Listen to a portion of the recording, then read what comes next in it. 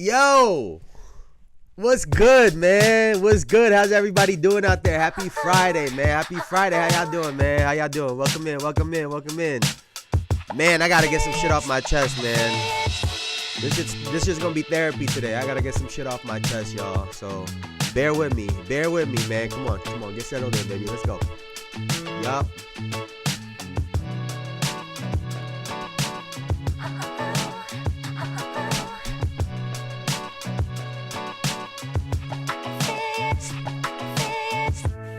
Weekend's here, baby.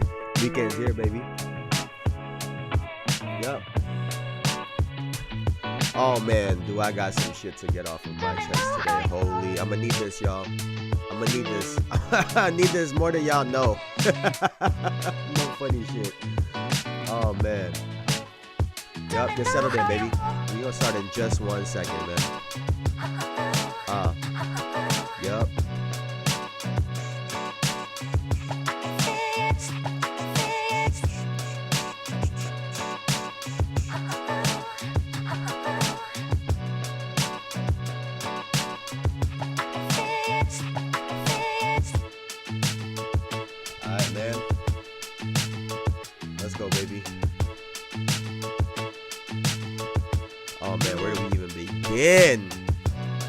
I know where to start.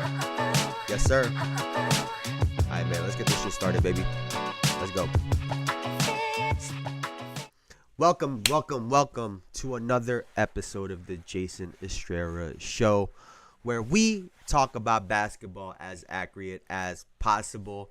Now, like I said, happy Friday, y'all. We are almost at the weekend. So, in order for me to have a good weekend, this it's important that we have this episode that we have today, because like I said, I gotta get some shit off my chest, and then I think I can go and have a great weekend. But until I do that, I don't know. I might crash out later, y'all. I might crash out. I'm just giving you guys a heads up right now. I might crash out, so bear with me.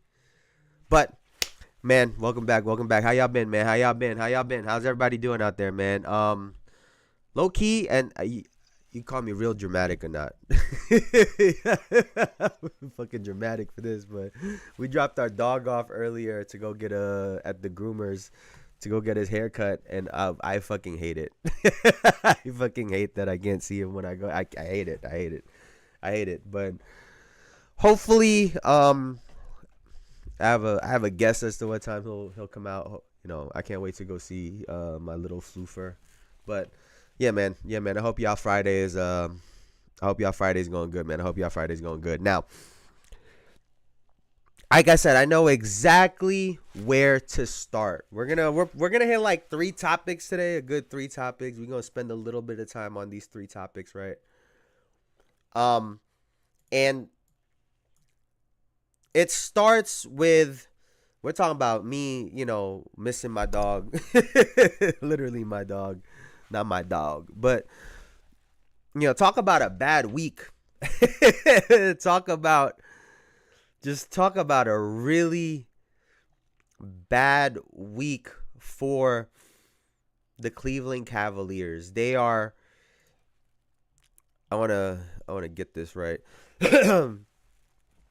Excuse me. They are currently on a 3-game losing streak. They lost to the Sacramento Kings the other night. What was the fucking other game? Why does this always do it like this, bro? Oh, here it is. They lost to the Sacramento Kings, the Los Angeles Clippers, and the Orlando Magic. So, talk about a bad week for Cleveland, right? A team that's had the highest of highs this year, right? Just a really, really good season. And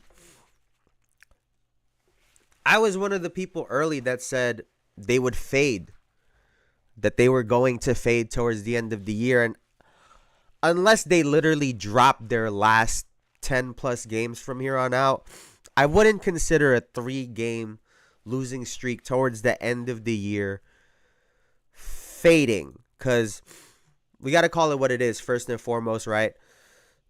Against the Kings, they did not have against the Kings they didn't have Darius Garland, right? I want to double check and make sure I'm not tripping up. Garland did not play. Against the Clippers, who were they missing on the Clippers? Oh, it looks like no, Jared. No, everybody played. Everybody played against the Clippers, and then they were missing for sure somebody. Yeah, there you go. They were missing Evan Mobley against the Orlando Magic. So, 2 out of the 3 games that they lost, there was one key player that was missing, right? So I want to make that part very clear. However, going into the playoffs, I already had my doubts about this team. When it came to experience, when it came to slowing the game down, a more physical, gritty type of game. Because, honestly, for me, outside of Donovan Mitchell and Jarrett Allen, I don't know how well all of these players do in that type of game. Evan Mobley is still coming into his own. Darius Garland is still coming to into his own. And we've seen them kind of fade in some of these more physical games. And I'm curious how they look. I'm just really curious how they look moving forward.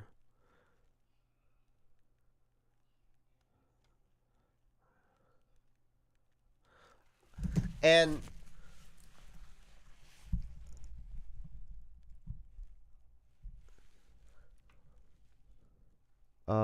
hopefully she fucking reads that.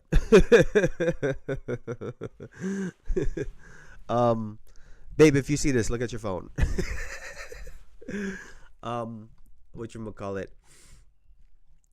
And so they lost to the Sacramento Kings, and we've spoken about how the Kings are not good. Like the Sacramento Kings are not a good team before all of the trades and after all of the trades. You know, they got good players, good pieces. Just as a team, they're not good. And so you hate to see a loss like that against the Kings, and also the other night against the Los Angeles Clippers. What I think this does is it adds to the evidence for those teams that are already confident against the Cleveland Cavaliers in the playoffs. Oh.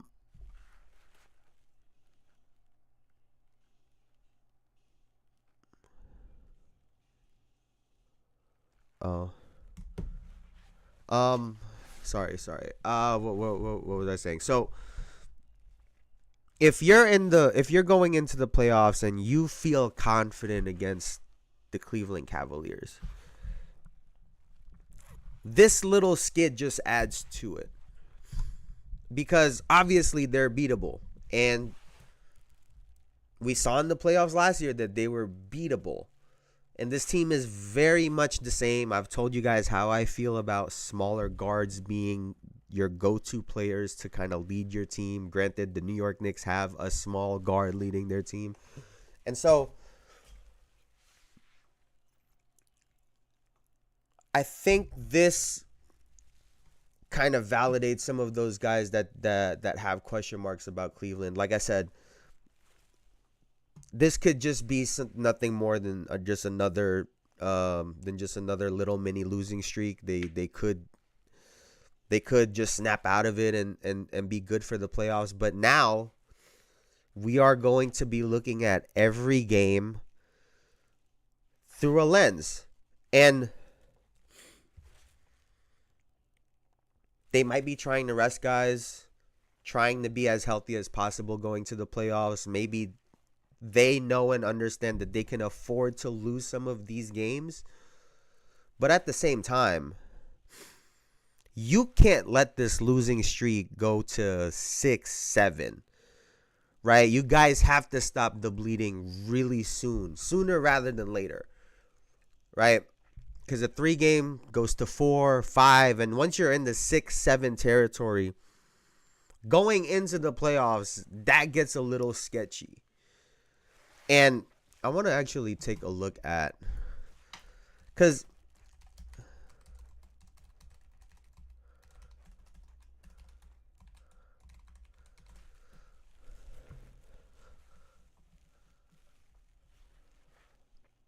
yeah, but I mean, I don't think it validates that they're on this streak after winning 15 in a row against had multiple winning streaks like that. No, I get you, but this is why I'm looking at the minutes right now, and this is the real positive thing for the Cleveland Cavaliers. 31 minutes for Donovan Mitchell, 31.4, 30.5 for Garland, 30.3 for Mobley, 28.7 for Jared Allen. So being tired isn't their current reality, right? It's not a situation where they are super gassed just to get to this point, right? I do think though, Elijah, and I said this before, right? You could play good basketball throughout the year, right? You want to play your best basketball going into the playoffs.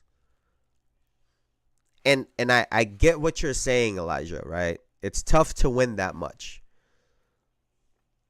But for me, I would have rather had some of these losses early in the middle of the season so we could kind of run a little bit of a streak going into the playoffs. I think that sends more of a message to the rest of the Eastern Conference. Because now, if you're going into the last 2 months and you post the worst monthly records in, what is it, March, April, that's not going to look good on paper. And granted, these guys could feel totally confident. Maybe they feel like they can beat anyone on any given night. And like I said, that they could afford some of these losses. But at the same time, if I were them, I wouldn't let this keep happening. If I'm Donovan Mitchell, I'm going to only sit so many games. Because, like I said, you can't let this keep going. Granted, I don't think it's going to. Let me see who they're playing next. They're playing the Phoenix Suns next, which the Phoenix Suns are not very good. They were on a little winning streak lately, right? They're on a little bit of a winning streak lately, and obviously they have 2 All-Stars, so that's always dangerous. But like I said, you don't want to let this keep going. They play Phoenix, Utah, Portland, and then the Spurs. So all of these teams, they should be able to beat even if they're missing a player. So we'll see what happens. Like I said, I'm not trying to overblow this, but just a funny time. It's just funny timing. We got to talk some Bronny. We got to talk a little bit of Bronny because that boy had a game last night. Bronny James was hooping. This guy was hooping last night, man. He was doing his thing. He played. Honestly, this was the biggest part for me, right? Where is this? 29 minutes and 53 seconds for Bronny James. The 17 points is great, right? It's great, but coming from the freaking cardiac arrest, building his way back, to see him play 30 minutes was very promising, right? And I know there's gonna be a lot of people, whatever the fuck, but 17 points to go with 3 rebounds and 5 assists and a block, that's pretty impressive for a 6'2" point guard. Shot 7 of 10 from the field, 2 of 4 from 3, 1 of 1 from the line. I mean, when it comes to Bronny, all we wanted to see was improvement, right? And I'm sure you guys could attest to this for me. I said from the beginning that he can be a professional NBA player, right? Do I think however he got his spot or whatever is due to his dad? Yes. But when you look at him play, he can play with these guys. You see one-on-ones against Darius Garland and Tyrese Maxey. He can keep up to an extent, right? And so the big thing about it was to see improvement was one, but two, to be aggressive. And that leads me to the quote from the other day, right? Let's see. Bronny was quoted saying, "I see everything that people are saying, and people think like I'm a fucking robot, like I don't have any feelings or emotions." And I really liked seeing that, because what did I say from the beginning? I want to hear from him.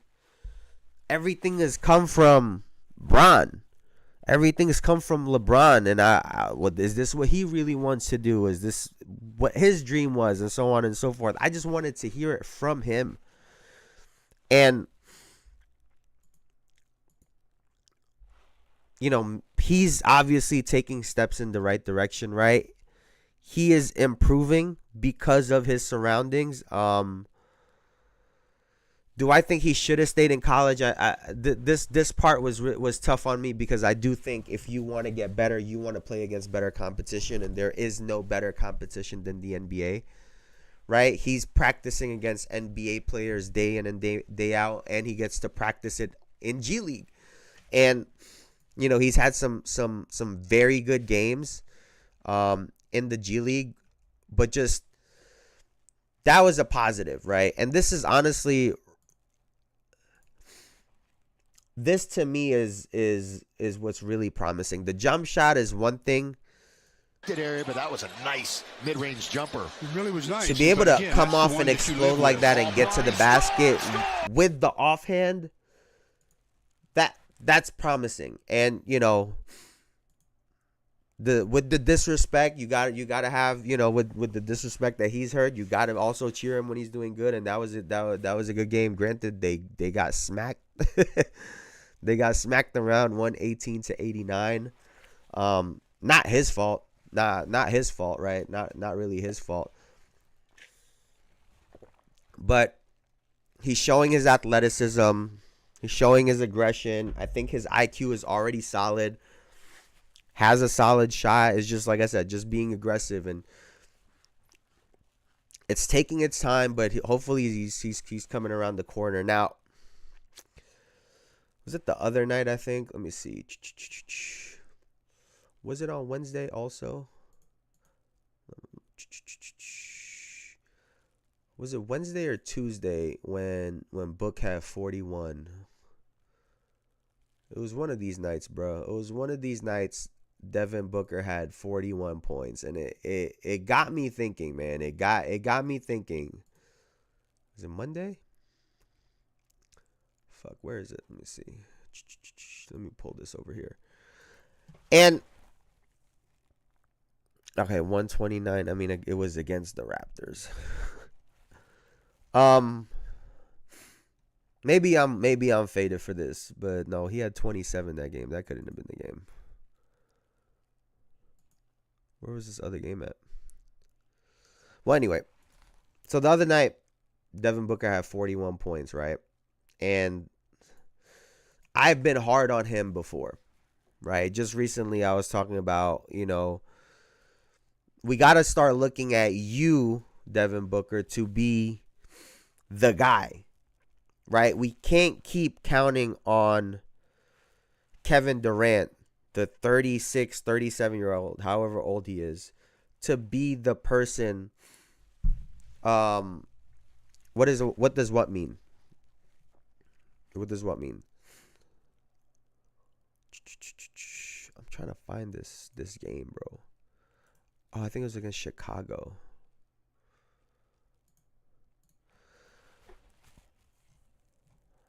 Here we go. Devin Booker. He had 41 against Chicago. 14 of 26 shooting, 6 of 12 from 3, 7 of 7 from the line to go, 7 assists and 4 rebounds. I'll put it like this, right? Book is 28 right now. Kevin Durant joined the Phoenix Suns. Oh, you know what that means. You know what that means. You know what that means. Brandon Ingram has had the longest ankle injury I've seen in a long time. Listen, man, I'm about to cook the Knicks later. Relax.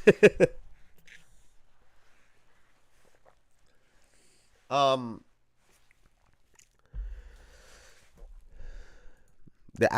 me know if this sounds fucking dumb. It could. Like, I'm open to it, but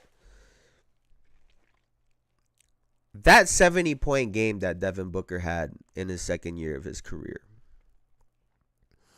was that possibly the worst thing that could have happened to him? And I mean that genuinely. Because when I look at Devin Booker, right, I see a guy that has all the skills in the world. He has the MIDI package. He can pause. That sounds crazy. We got the MIDI game. He can make any shot. He can take any shot. He's a good three-point shooter. Good handle. Good size. That 70-point game that he had in his second year of his career, he was heavily scrutinized for it. Because it came in a loss, right? And they had celebrated it and whatnot. And honestly, rightfully so. For a second-year player to go and get that many points, it should be celebrated. I'll be honest. Win, lose, or draw. But he got a lot of shit for it. And on that team that he was on, I mean, personally, I don't think that should have been on him at all. At all. Excuse me. I mean, you have a winner in Tyson Chandler who was in the middle of the photo holding the he should have been the one that we should have been cooking. You guys are the one responsible with teaching this guy how to win. He's coming in his second year of his career, just raw talent.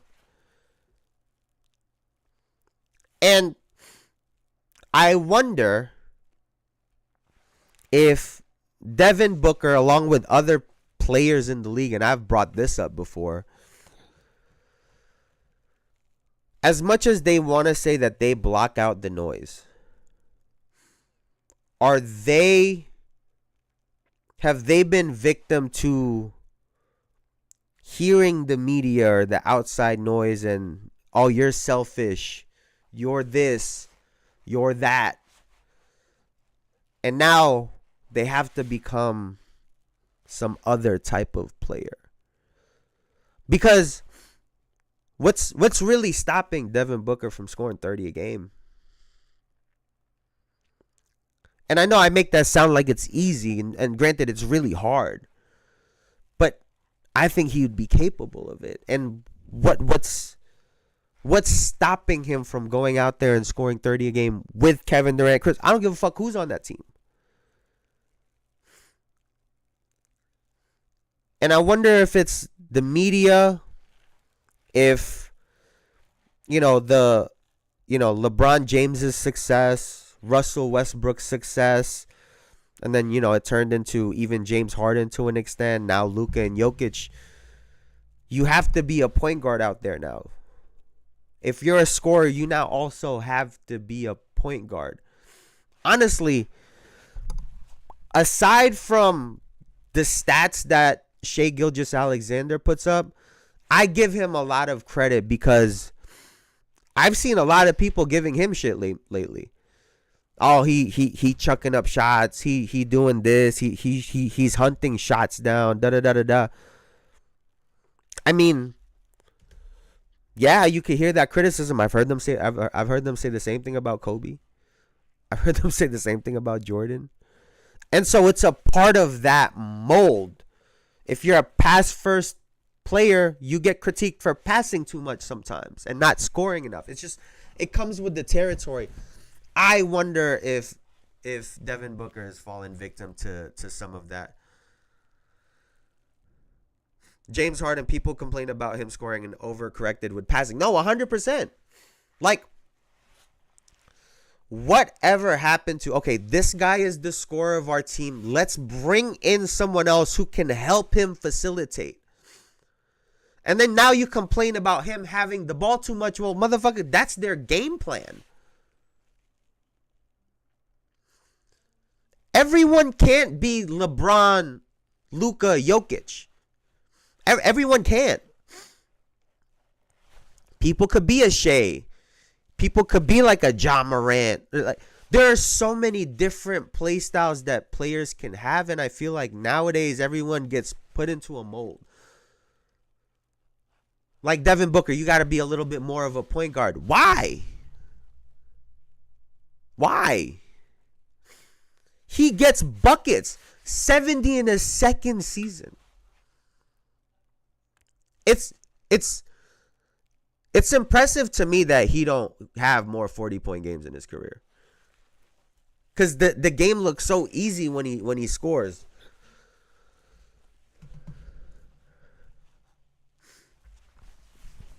Nobody complained about Harden scoring. The complaints were about him choking when he needed. Was good, Bruce. Was good. I mean, honestly, in watching those years, right? I always felt like a part of it had to do. He was just getting gassed out by the playoffs, because the whole season he's doing all this shit. Coming to the playoffs, and we all know the playoffs is a little bit different, but expecting him to keep doing the same shit, it was silly. And I think he had a hand in that, but the game plan, the coaches, the management, they all had a part in all of that, right? And I think the same thing has to do with Booker. There were people in place that just wanted him to play a different way. And granted, right, if we're going to have an honest conversation about Devin Booker as well, too, he never won until Chris Paul got there.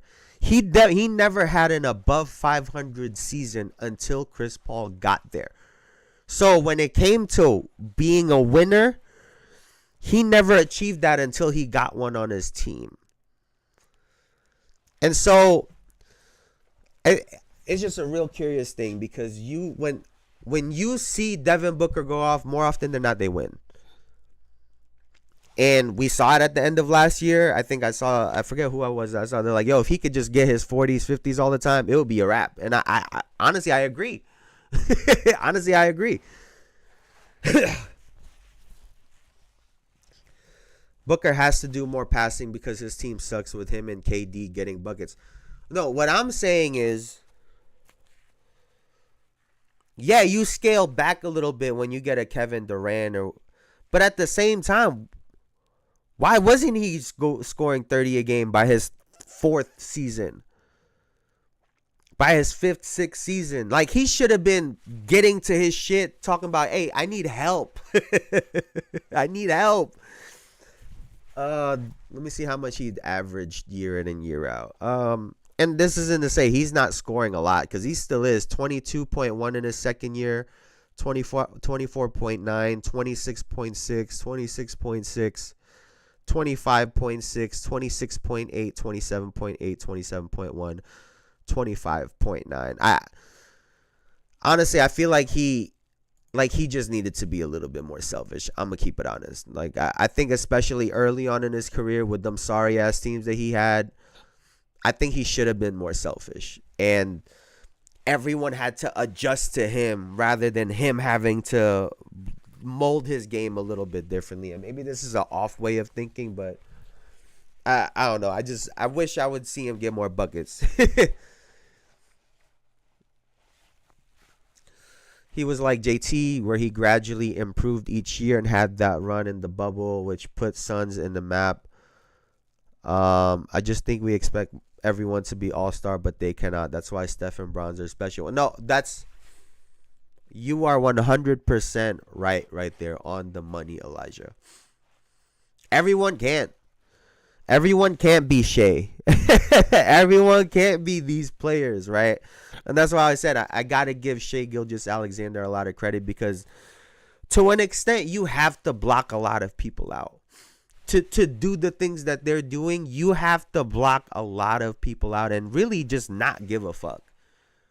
Do you and just not give a fuck. And that's, in theory, it sounds really easy, but in practice and in actually executing it, it is super difficult to do. So you got to give people credit, man. And to your point, you get the Bronze and the Steps. That's why there's different tiers to this shit. Right? There's the tables get smaller the higher up you go, right? It's not the same table at each tier. That bitch gets smaller. So, everybody can't sit at that table, right? The higher up you go. So, like people expected D'Lo and Austin Reeves. Austin, who the fuck did you just know?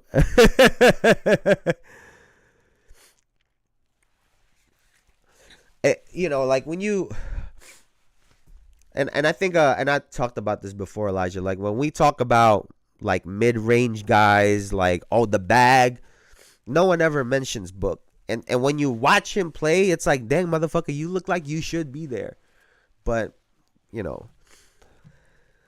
lot goes into it. A lot goes into it, truly.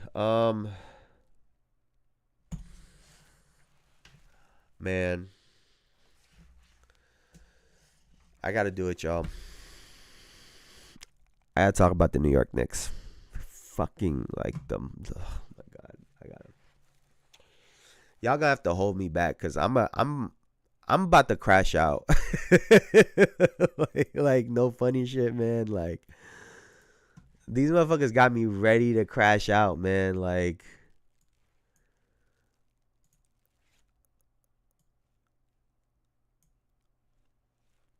we lost to the San Antonio Spurs and the Charlotte Hornets, and it wasn't even close. Here, full transparency, I turned both of these games off. I turned both of them off. I couldn't keep doing it. I couldn't keep doing it. Why would I do that to myself? Why? Like, why would I put myself through that? And listen, y'all know I was already skeptical going into the year. They've had a very good season thus far in terms of their record. We've had some really exciting moments. I think we have a really talented group. But what the fuck, man?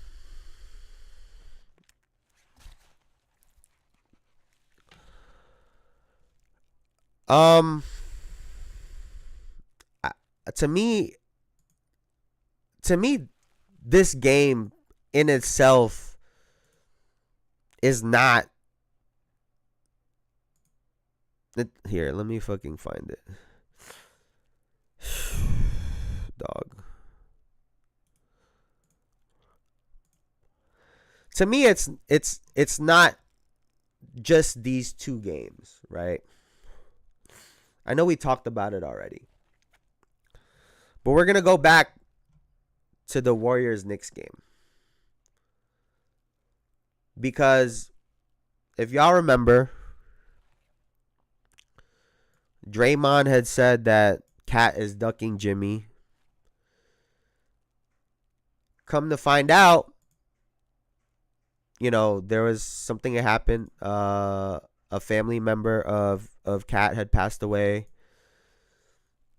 And then fucking Draymond Green had this to say. Did you see any reaction today to your comments about Cat? No. And are you aware of what the circumstances were in his No. absence? No.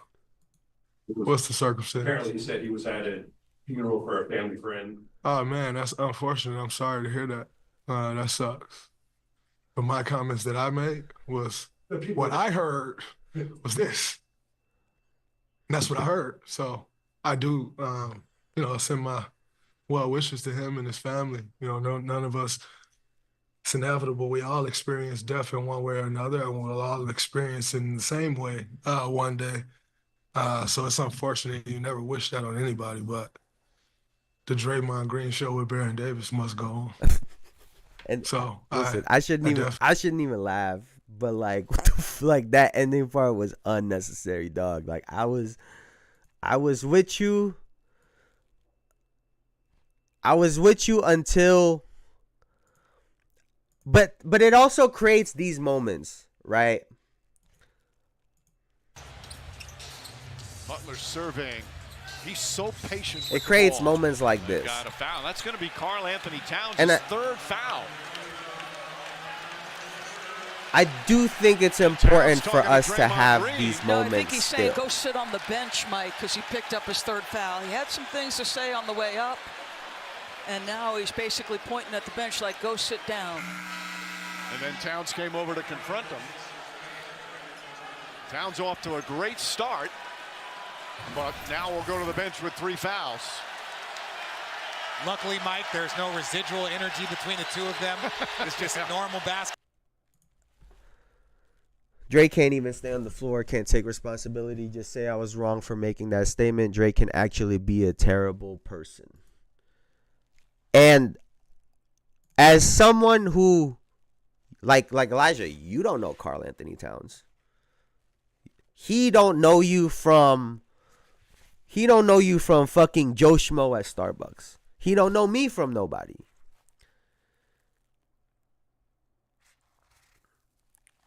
And so the fact that at the end of that game, his teammates were dapping up Draymond Green.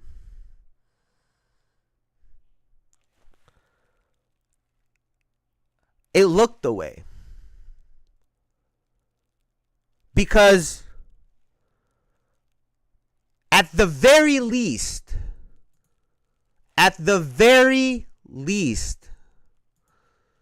you stand with your teammate.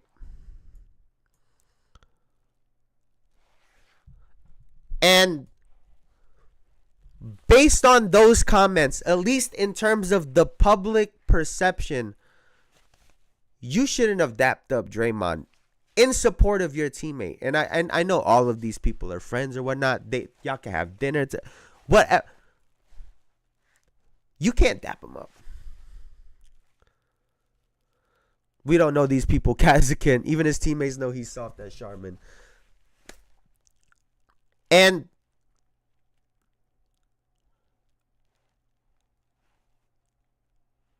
listen, Elijah, you made a comment on his podcast. And this is why, I think this is why watching a lot of things with full context is also really important. Because Draymond went on his show and actually really applauded Karl Anthony Towns. He went on his show and really spoke highly of him. Because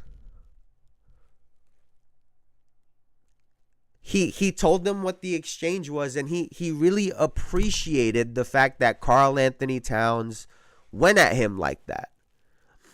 And this is where, as a competitor, I got to tip my hat off to Draymond, and I really got to give him respect. Because he said those comments, expected this player to come at him, knowing damn well he's not going to be the one scoring back at that player. I think that's really bold, and I can respect that. Because There's a lot of guys that'll do it because they know they could chuck back.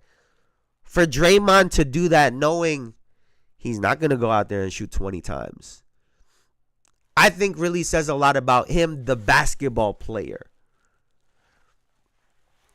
And like I said, he really big up Karl Anthony Towns. He even said, because Draymond said he called him soft. And he loved how physical Karl Anthony Towns was. If Cat played that physical all the time, he was like, you guys would be much better off. And the reality with this little exchange, Draymond ain't half the basketball player Karl Anthony Towns is. He's way more talented than Draymond. If I was Cat, I would have been on some bullshit that game. Like, fuck out of here. You ain't shooting that. Man, fuck out of here. Like, that's what I would have been on. But Draymond played the game. But Elijah, you didn't see in the exchange when the foul occurred, that was his third foul in the second quarter. He told him to go sit down. That's a part of the game. He got their star player a third foul with, let me see how many minutes was left. With 8 minutes in the second quarter. With 8 minutes in the second quarter, Karl Anthony Towns got his third foul that Draymond drew on him, knowing what the situation was. And then Dre said, go sit your ass down. I gotta respect it. Because, Cat, you gotta be smarter than that. Yeah, you could try to be tough and macho and all that stuff back, but you also got to be smart and know what they're trying to do. He took you out of the game.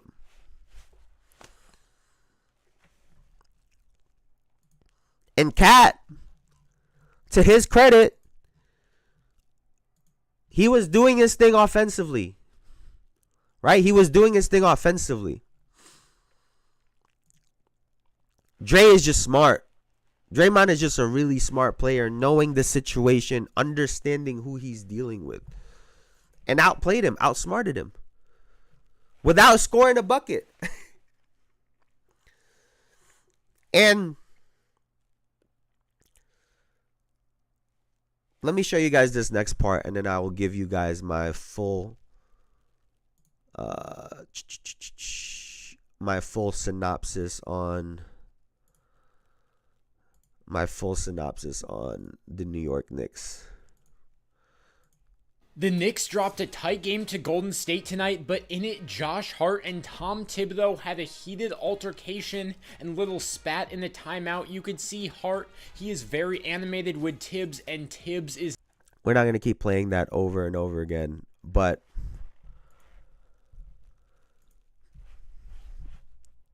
I think the New York Knicks have a real serious problem, man.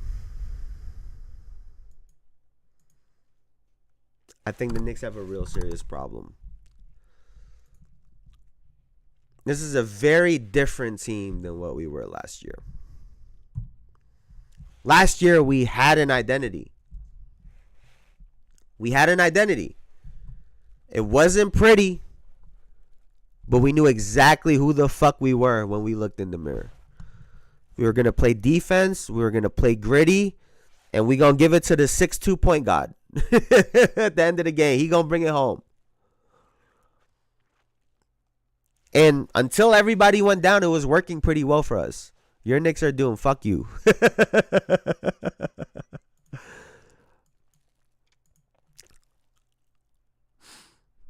The New York Knicks this year have no identity.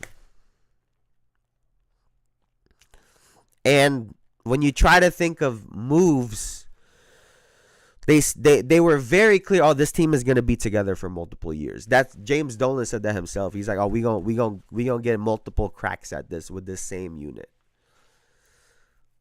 and that scares me.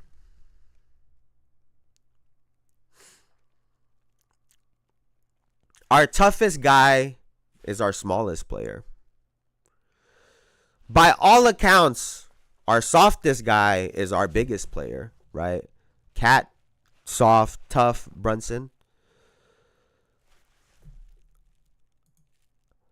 When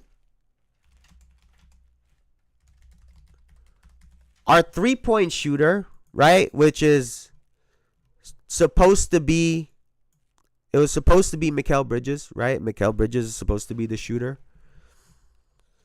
Our slashing, athletic wing player shoots more 3-point shots than the person that's supposed to be shooting threes. We have a coach who's known for defense, and our team is not good on defense. I mean, what the fuck are we doing in New York, man?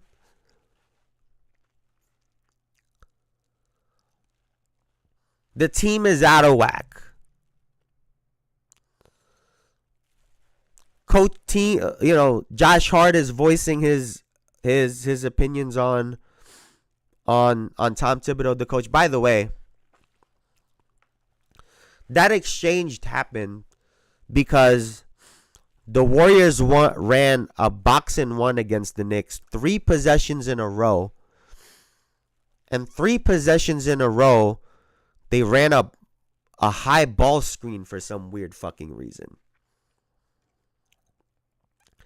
And it wasn't until they put someone at the nail or the free throw line was when they were able to get a half decent shot. But it took like 4 possessions. And then after that, Draymond ended up fucking everything up. As I told you guys the other day, he was pressing up really high at the free throw line, preventing the dump down from the baseline cuts. I mean, it was just, we were getting fucked. You have, the Draymond situation. If I'm Cat's teammate, I'm not fucking with you, Draymond, right now. I don't like that you said that about my teammate who's going through something. I might not think you're a bad person, but I'm not fucking with you right now, bro. That should have been clear. It don't even have to be your beef. It's your teammate. You should have inherited it. Man, fuck you, Dre. I don't give a fuck. We can meet up for dinner or whatever, and then I'll tell you why and so on, but we can move on from it. But like, I don't fuck you, Dre.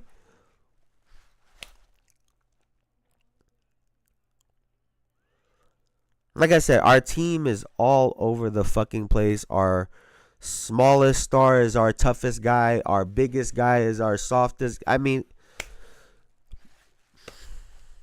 what y'all want me to do? What y'all want me to do? Like what do I do with that, bro? Like, genuinely, what do I do with that?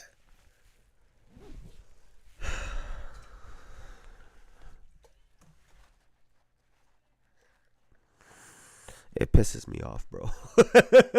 it really pisses me off. There's this thing that Cat does. I don't know if y'all noticed, but Cat likes taking these like really quick threes, right? He loves taking quick threes.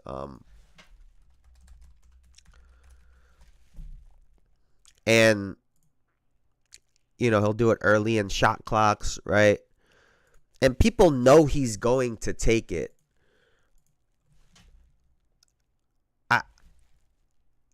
I feel like it's such a simple thing that they could add just to get a Mikal Bridges a couple more shots.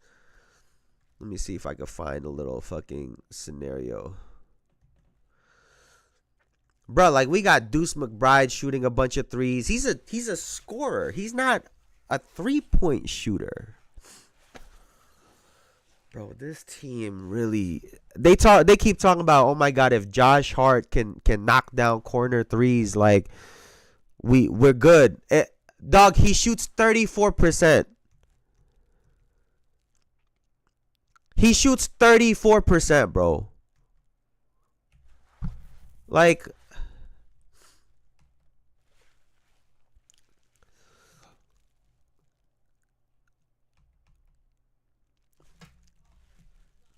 Here, I found a sequence.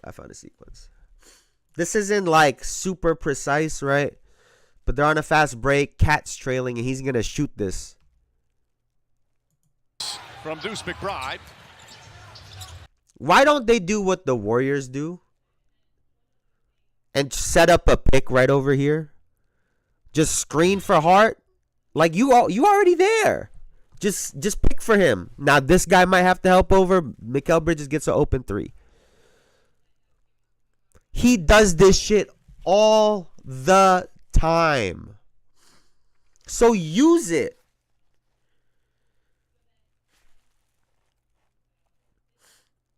Use it. Draymond said all the time. What Draymond said when he was debating with Shaq on what they would do, right? He said, if y'all leave me open, I am picking someone to get my shooter open every single time. There's no off-ball movement. Guys aren't screening for each other off the ball. They're playing high pick and roll and then hot potato looking for a shot. Like, it looks ridiculous. And, you know, Cat, I think, is a super talented, very skilled big. If you're not putting other sets, other options for these guys, then yeah, they're going to look like they're only doing one fucking thing if that's all you're telling them to do. And like I said, I think we have a very talented team. But talent can only get you so far. And I worry if they stick this out. I was on the phone with my dad last night because they was watching. He called me for something, and then I called him right back because I was like, Dad, like our team fucking sucks. He was like, I know. He was like, I told you Thibodeau sucks. I told you. He's like, Mikal made us soft. Cat made us soft. Like, he was going off too. But like our makeup is totally different. I don't know what to do, man. Like, listen, bro. I don't know. I might have to switch teams. I might have to switch teams, bro. I might have to do it. I might have to listen, bro. I might have to switch teams, bro. We might listen, man. I might have to become an Orlando Magic. Listen, I might have to become a Magic's fan, bro. Cause what the fuck are these guys doing? I'm gonna turn into a Magic fan. I told you already. I'm gonna just turn into a Magic fan. Cause what are we doing? At least I got Paolo Banchero. I got 2 big guys to 25 a game. Like it might be a little vibe over there. But like,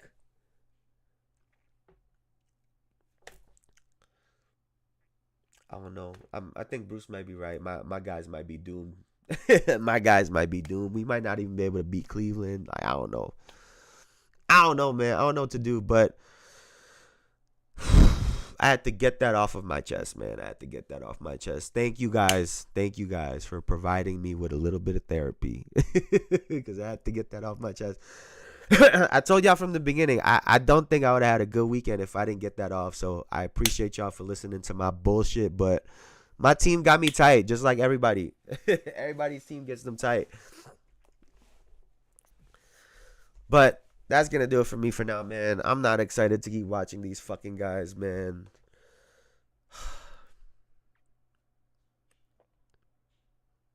I've been upset about these motherfuckers all week, man. Fuck these guys.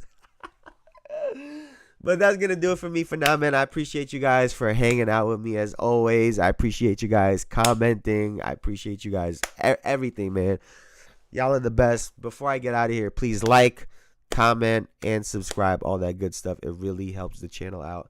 Thank you guys so much as always. Y'all have a great, beautiful weekend, man. Thank you, Elijah. Thank you, Bruce. As always, I'll see you guys later. I am still a Knicks fan. Don't let it fool you, but it's rough. It's hard right now.